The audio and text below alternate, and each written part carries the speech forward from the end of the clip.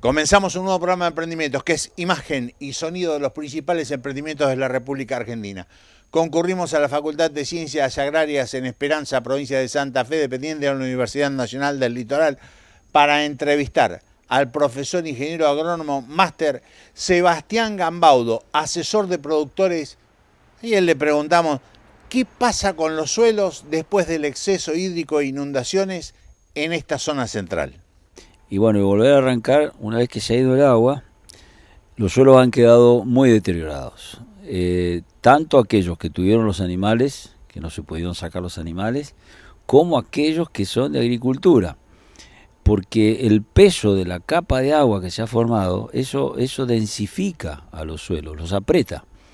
Entonces nos vamos a encontrar con suelos muy apretados, en algunos casos hasta diría amasado, porque piensen ustedes la pezuña del animal trabajando sobre barro, la patinada que se origina, todo eso cuando eso se seca, crea una situación que es muy compacta, muy dura, para que pueda desarrollar alguna raíz.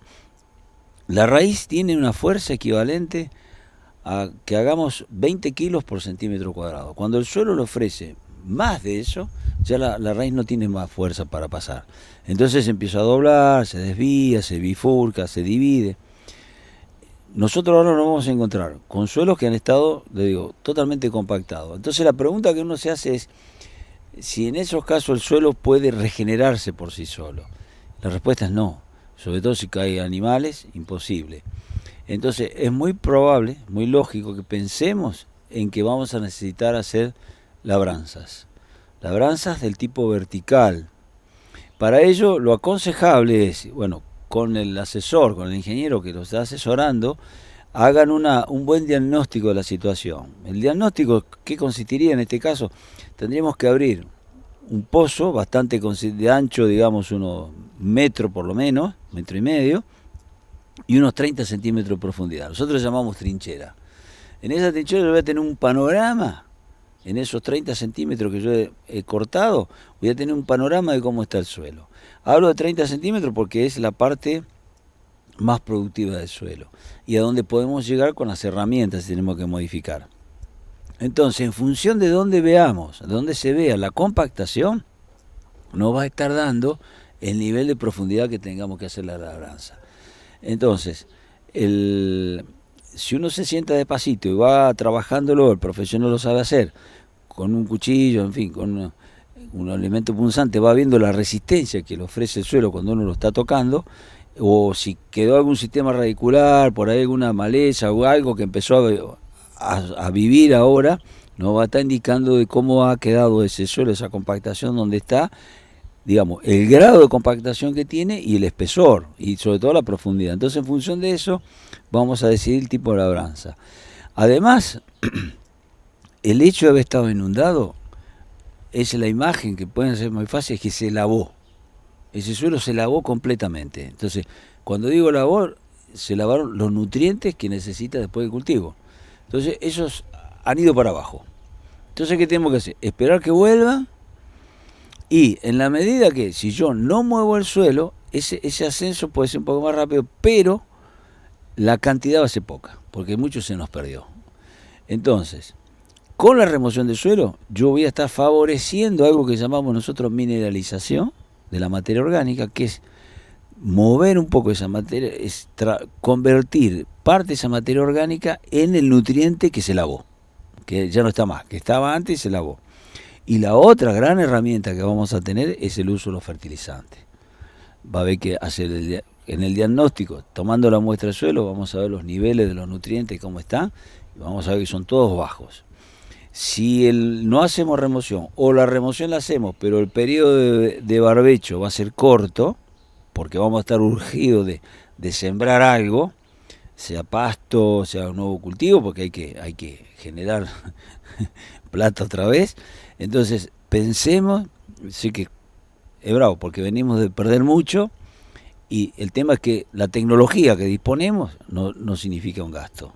Sé que las asociaciones de productores, sé que el gobierno, están todos encaminados hoy en generar, digamos, nuevos recursos, créditos especiales de fomento y demás, pero es necesario que pensemos que el suelo ha quedado lavado y no tiene nutrientes. Entonces, si yo pongo una semilla, en esa situación no va a tener que comer. Entonces, o se la genero con una forma mecánica, con un barbecho bastante prolongado, o uso el fertilizante. Y volvemos a lo de siempre, ¿no? La herramienta, el diagnóstico que necesitamos los agrónomos es el análisis de suelo para ver en qué quedó, qué es lo que tenemos. Una cosa es la parte física de ese suelo y otra parte la parte química. La parte física sabemos que ha quedado muy mal, muy deteriorada, y la parte química baja. En cuanto a fertilidad baja porque se ha producido un lavado muy muy importante. En otras zonas he visto que hay napa de agua en superficie. Eso nos crea otro problema adicional. ¿Por qué? Porque va a tardar mucho más ese suelo en secarse. Nosotros vemos, y los estudios que muestra, el caso concreto acá, Inter Rafaela tiene los datos del estudio napa de agua, están en la página, lo podemos ver tranquilamente cómo ha ido subiendo. Y vemos que el ascenso de esa napa se produce en forma rápida. Pero el descenso, es decir, cuando baja en profundidad, tarda mucho tiempo.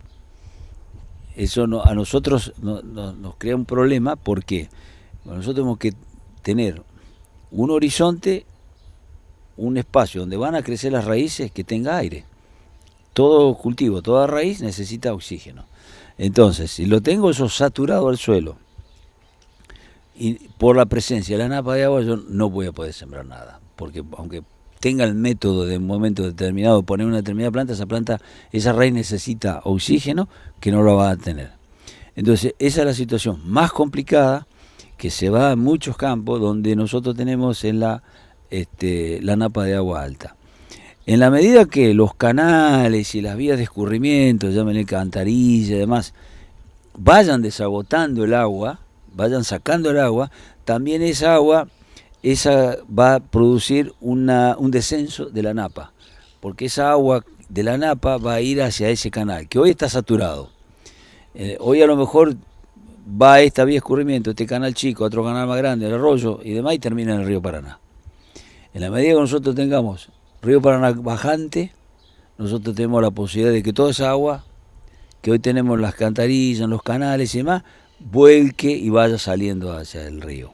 Entonces, en la medida que esos canales vuelvan a bajar su nivel, la napa de agua va a ir hacia esos canales, va a ir hacia esas alcantarillas, como lugar, pues el agua siempre se va a mover de mayor concentración a menor concentración. Entonces, eso nos va a dar la oportunidad de que vaya bajando esa napa de agua. Ya le digo, es una situación muy, muy complicada. No había registro, no estábamos preparados jamás para recibir 400 milímetros en un mes, después de un mes de febrero de 300 milímetros. Entonces estamos teniendo 700, 800 milímetros con una media anual de 900 a 1000. Indudablemente todas las obras que teníamos no estaban preparados para ese volumen de agua en tan poco tiempo. El ingeniero agrónomo Sebastián Gambaudo nos hablaba de la labranza. Con los años de siembra directa le preguntamos, ¿labranza con qué equipo?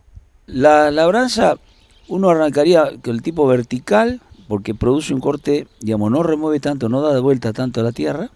Siempre estamos con ese tema de conservar ese suelo. Y podrían ser el arado de cincel, y podría ser, si la compactación, en el caso donde hubo animales, está por debajo de los 15 centímetros, ya ahí tendríamos que estar pensando en esos cultivadores de los paratil, paraplau, esas herramientas que hacen un corte vertical y pueden llegar, están preparados para ir más en profundidad. Pero ya le digo, es un trabajo que tenemos que esperar que ese suelo se seque, porque sí, el objetivo es que esa herramienta se clave y rompa, destruya esa compactación. Y por eso tiene que estar seco, por eso se necesita, digamos, estar mirándolo, analizarlo bien, porque tiene que romper esa compactación. Si lo estamos pasando con un cierto grado de humedad, lo que vamos a hacer es abrir, si tomamos un pan de manteca y paso un cuchillo, yo puedo hacer una labranza, un corte vertical, pero ustedes ven que solamente rompe donde paso la hoja del cuchillo, queda la raya.